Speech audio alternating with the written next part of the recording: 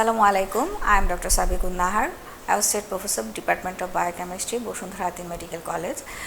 Today I am going to discuss about laboratory hazards and safety. আমরা যারা ল্যাবরেটরিতে কাজ করি আমাদের সব সময় ল্যাবরেটরি হ্যাজার্ডের ব্যাপারে কনসার্ন থাকতে হয়। দ্যাটস হচ্ছে যে কিছু সেফটি মেজারও নিতে হয়।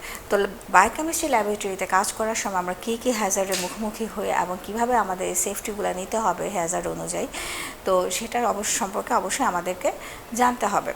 So, any object or material in a laboratory that can cause injury to human or harm the environment is called hazard. The types of laboratory hazards are biohazard, for example, usually occurs by the infectious agent. Chemical hazard usually occurs by hazardous chemical like acids. Physical hazard usually occurs by breaking of glasswares. Electrical hazard caused by electrical currents. Fire hazard caused by gas, volatile substances, and radiation hazard usually ultraviolet usually occurred by ultraviolet radiation. Biohazard can be defined as the infectious material and agents that present a risk or potential risk to the human health in the laboratory. Sources of infections are blood and blood products like serum, plasma, urine, and certain body fluids like cerebrospinal fluid, pericardial fluid, synovial fluid, etc. And major infectious agent in our country that causes but that are responsible for biohazards are hepatitis B. এটা হচ্ছে সবচেয়ে important. Hepatitis B infection দেখা যায় সবচেয়ে বেশি হয় ল্যাবরেটরিতে, আমাদের যেহেতু হচ্ছে যে থার্ড ওয়ার্ল্ড কান্ট্রি, সো হচ্ছে যে হেপাটাইটিস বি এর হচ্ছে প্রাদুর্ভাব অনেক বেশি। তো এই হেপাটাইটিস বি ইনফেক্টেড যদি কোনো সেরাম বা প্লাজমা বা ইউরিন যদি ল্যাবে থাকে সেখান থেকে কিন্তু হ্যাজার্ড হওয়ার একটা পসিবিলিটি থাকে। দেন হচ্ছে human immunodeficiency virus, gonococcus, treponema পেরিটাম।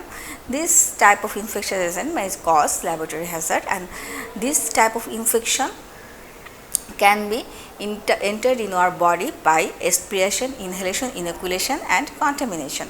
So, route of transmission of biohazard are percutaneous through accidental needle prick and transfusion of infected blood, through non-intact skin by minute cut, scratch by the contaminated glassware, and by mucous membrane through mouth pipetting, splashing, etc.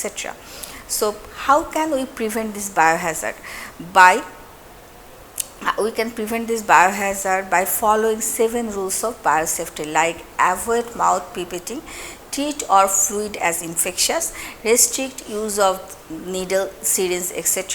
Wear personal protective device, apron, eye shield, face mask, hand gloves, wash hand frequently, decontaminate working surface before and after work, and never eat or drink in the laboratory. Number 2 is the chemical hazard.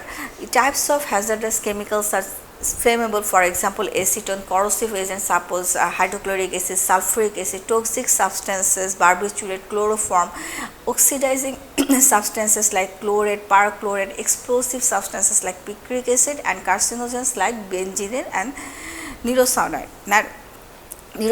And chemical hazard usually occurred by direct contact with the skin, accidental swallowing during mouth pipetting, inhalation of the vapor, and toxic effect of substances by absorption from alimentary tract, lungs, skin, etc. And physical hazard may arise from materials which are broken glassware, test tube may cause cut injury, sharp equipment, needle, syringe, scalpel, blade, etc. also cause cut injury. Flammable material, for example, Bunsen burner, boiled water may cause burn. And physical hazard can be prevented by using appropriate plastic container for soaking, decontamination of used glassware. Before reuse, inspect the glassware, particularly tubes, pipettes, specimen, container for cracks, broken and chipped ends. Discard broken glass in a separate puncture resistant waste bin marked sharps and dispose all of contents safely. Do not allow the bin for overflow. Never centrifuge cracked tubes or bottle. Wear protective gloves when cleansing the glassware. Store glassware safely, and to avoid spillage and breakage, use racks and trays to hold the specimen container and other bottles.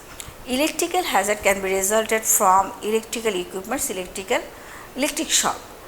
We can prevent the electrical hazard by safe positioning and installation of the equipment. Do not place electrical equipment near the water in direct sunlight close to where the chemicals and reagents are used or stored.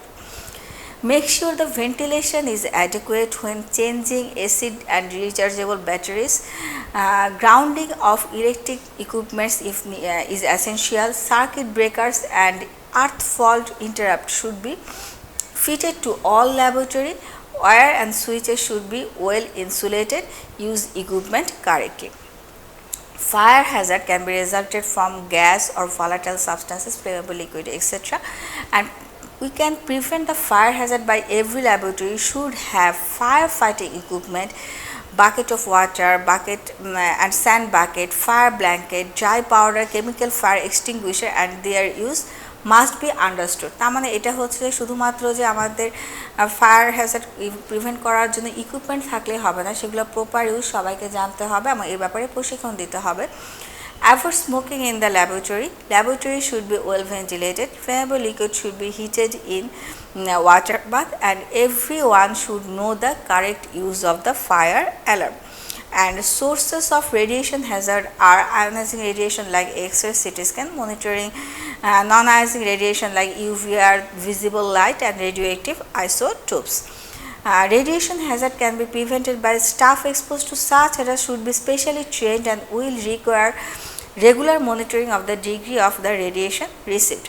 Direct ray from source should be properly shielded. Radioactive waste must be disposed properly. Now I want to discuss about the sample, specimen and analyte. এই কথাটা এই তিনটা word আমরা প্রায়ই শুনি যে কোনটা sample, কোনটা স্পেসিমেন, কোনটা অ্যানালাইট। এটা হচ্ছে আমাদের প্রপারলি বুঝতে হবে। স্পেসিমেন হচ্ছে যে ম্যাটেরিয়ালটা আমরা টেস্টের জন্য পেশেন্টের কাছ থেকে ডিরেক্টলি কালেক্ট করব, সেটা হচ্ছে স্পেসিমেন। আর স্যাম্পল হচ্ছে পোর্শন অফ দ্য স্পেসিমেন, যেটা আমরা সেপারেট করে অ্যাকচুয়ালি আমরা টেস্টটা করি। আমরা যতটুকু স্পেসিমেন পেশেন্টের কাছ থেকে কালেক্ট করি, দেখা যায় কি ফুল স্পেসিমেন কখনো ইউজ করা হয় না, তার পোর্শন হচ্ছে যে টেস্টের জন্য ইউজ করা হয়। তো যে পোর্শনটা আমরা ইউজ করছি সেটা হচ্ছে স্যাম্পল, এবং ওই স্যাম্পল বা স্পেসিমেনের যে জিনিসটা আমরা টেস্ট করব বা যে সাবস্টেন্সটা আমরা টেস্ট করব, চেক করব, সেটা হচ্ছে অ্যানালাইট। সাপোজ আমরা হচ্ছে যে পেশেন্টের কাছ থেকে ব্লাড কালেক্ট করি বিভিন্ন রকম টেস্টের জন্য, এই ব্লাডটা হচ্ছে স্পেসিমেন। এই ব্লাড থেকে আমরা সেরাম সেপারেট করি এবং খুবই অল্প পরিমাণ সেরাম নিয়ে অ্যাকচুয়ালি আমরা টেস্ট হচ্ছে যে রান করি। সো তাহলে সেই সেরামটা হবে হচ্ছে যে স্যাম্পল, এবং সেরামের মধ্যে যে টেস্টটা আমরা রান করবো, যে সাবস্টেন্সের টেস্ট আমরা করতে যাব, যেমন হচ্ছে সাপোজ আমি দিলাম হচ্ছে ব্লাড গ্লুকোজ টেস্টিং, তাহলে গ্লুকোজটা এখানে অ্যানালাইট, অথবা হচ্ছে সেরাম ক্রিয়েটিনিন টেস্টিং, তাহলে ক্রিয়েটিনিনটা হচ্ছে এখানে অ্যানালাইট। মানে স্পেসিমেন হচ্ছে যে আমরা পেশেন্ট থেকে কালেক্ট করব এবং স্পেসিমেন থেকে যতটুকু অংশ সেপারেট করে আমরা অ্যাকচুয়ালি টেস্ট করব, সেটা হচ্ছে স্যাম্পল, এবং স্যাম্পলের মধ্যে অ্যাকচুয়ালি আমরা যে সাবস্টেন্সটাকে মেজার করতে যাব সেটা হচ্ছে অ্যানালাইট। তাহলে স্পেসিমেন হচ্ছে the material available for analysis, for example blood and urine. Sample, the part of specimen used for analysis, for example plasma, serum, etc. And analyte is the substance to be requested for measurement in the sample, for example glucose, urea, creatinine, etc. So that's all for today. Thank you.